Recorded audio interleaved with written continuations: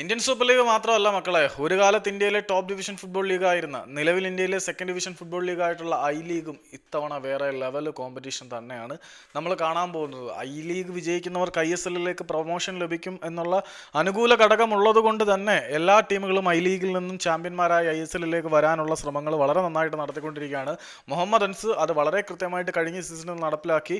Gokulam Kerala FC ഒക്കെ നോക്കിയിട്ട് നടക്കാതിരുന്ന ഒരു കാര്യമായിരുന്നു. പണ്ട് ഫ്രാഞ്ചൈസി ഫീസ് കൊടുക്കാൻ പറഞ്ഞപ്പം ഗോകുലം പറഞ്ഞത് ഞങ്ങൾ ചാമ്പ്യന്മാരായിട്ട് വരാമെന്നാണ്. പക്ഷേ അവർക്ക് നടക്കുന്നില്ല. ഇത്തവണയും കാര്യങ്ങൾ അങ്ങനെ സ്മൂത്തായിട്ട് നടക്കുന്നില്ല. കാരണം ശ്രീനിധി ഡക്കാൻ വളരെ മികച്ച മുന്നേറ്റമാണ് നടത്തിക്കൊണ്ടിരിക്കുന്നത് എന്ന് പറയേണ്ടി വരും. ഗോകുലത്തിൻ്റെ പഴയ പരിശീലകനെ കൊണ്ടുവന്ന ശ്രീനിധി ഡക്കാൻ പനാമയുടെ അണ്ടർ-23 ക്യാപ്റ്റനെ തങ്ങളുടെ കൂടാരത്തിലേക്ക് കൊണ്ടുവന്നിട്ടുണ്ട്. പനാമയുടെ അറ്റാക്കിംഗ് മിഡ്ഫീൽഡറായിട്ടുള്ള 23 വയസ്സുള്ള താരമായിട്ടുള്ള ഏഞ്ചൽ ഒറേലിയോന്റെ കരാറ് ശ്രീനിധി ഡക്കാൻ തങ്ങളുടെ കൂടാരത്തിലേക്ക് കൊണ്ടുവന്ന് സ്വന്തമാക്കിയിട്ടുണ്ട്. ആളിനെക്കുറിച്ച് പറയാനാണെങ്കിൽ ആൾ നാഷണൽ ടീമിന് വേണ്ടി കളിച്ചിട്ടുണ്ട്. അണ്ടർ-23 ടീമിൻ്റെ ക്യാപ്റ്റനായിരുന്നു.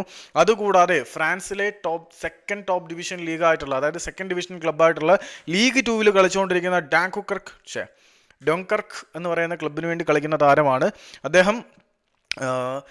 വളരെ വലിയൊരു ഇമ്പാക്റ്റ് ഐ ലീഗിൽ ഉണ്ടാക്കും എന്ന് നമുക്ക് പ്രതീക്ഷിക്കാം. ഏകദേശം 2 കോടിക്ക് മുകളിൽ മാർക്കറ്റ് വാല്യൂ ഉള്ള ഈ ഒരു അറ്റാക്കിംഗ് മിഡ്ഫീൽഡർ തൻ്റെ ടീമിനുള്ളിൽ വളരെ വലിയ ഡിഫറൻസ് ഉണ്ടാക്കും. ഒരു ഇമ്പാക്റ്റ്ഫുൾ അഡീഷൻ ആയിരിക്കും ഏഞ്ചൽ ഒറേലിയോന്റെ സ്ട്രൈക്കർ എന്നാണ് ഏഞ്ചൽ ഒറേലിയോൺ എന്ന താരത്തിൻ്റെ സൈനിങ് എന്നാണ് പൊതുവെ വിലയിരുത്തപ്പെടുന്നത്.